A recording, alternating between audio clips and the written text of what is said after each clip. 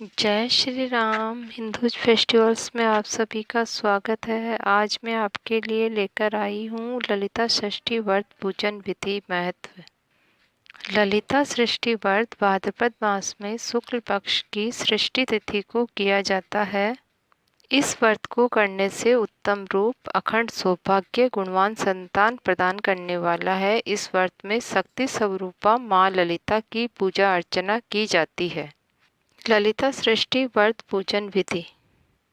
प्रातःकाल स्नानादि से निवृत्त होकर स्वच्छ वस्त्र धारण करके घर के ईशान कोण में पूर्व या उत्तर दिशा में मुख करके विधि पूर्वक धूप, दीप, वस्त्राभूषण, नारियल, कुमकुम, गुलाल, अबीर, घी, इत्र, पुष्प, दूध, गंगाजल, ऋतुफल, मौली आदि से माँ ललिता को समर्पित कर निम्न मंत्र से पूजन करें।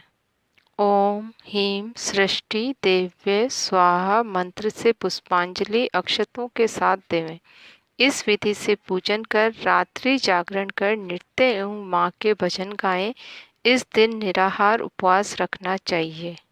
15 सुहागिन स्त्रियों व ब्राह्मणों को भोजन करवाकर यथाशक्ति दान दक्षिणा देनी चाहिए।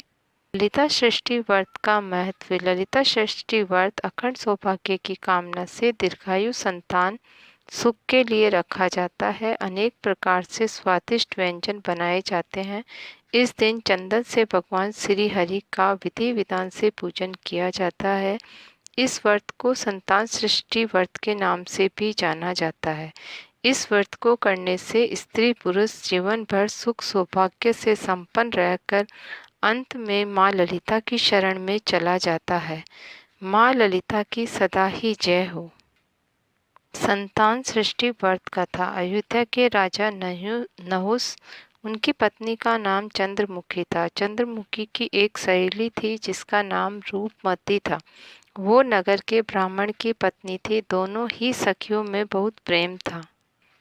एक बार वे दोनों सरयू नदी के तट पर स्नान करने गई। वहाँ बहुत सी स्त्रियां संतान सृष्टि का व्रत कर रही थी, जिसकी कथा सुनकर इन दोनों सखियों ने भी पुत्र प्राप्ति के लिए इस व्रत को करने का निश्चय किया। लेकिन घर आकर वे दोनों व्रत करना भूल गई। कुछ समय बाद दोनों की मृत्यु हो गई और दोनों ने पशु योनि में जन्म लिया।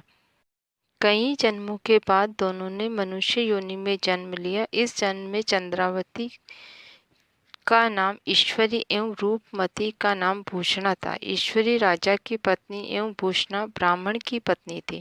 इस जन्म में भी दोनों में बहुत प्रेम था। इस जन्म में भूषणा को पूर्व जन्म की कथा याद थी, इसीलिए उसने संतान सृष्टि का व्रत किया, जिसके व्रत के प्रभाव से उसे 8 पुत्र प्राप्त हुए। लेकिन ईश्वर ने इस व्रत का पालन नहीं किया, इसीलिए उसकी कोई संतान नहीं थी। इस कारण उसे भूषणा से ईर्ष्या होने लगी। उसने कई प्रकार से भूषणा के पुत्रों को मारने की कोशिश की, लेकिन उसने भूषणा के व्रत के प्रभाव से उसके पुत्रों को कोई क्षति नहीं पहुंची। थक हार कर ईश्वर ने अपनी ईर्ष्या से भूषणा से माफ़ी मांगी।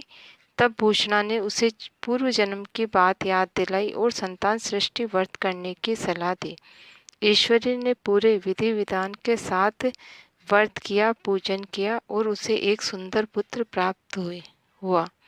इस प्रकार संतान सृष्टि के व्रत के महत्व को जानकर सभी मनुष्य पुत्र प्राप्ति एवं उसकी दीर्घायु के लिए संतान सृष्टि व्रत करते हैं और सभी की मनोकामनाएं पूर्ण हो जाती है। जय बोलो सृष्टि देवी माता की जय।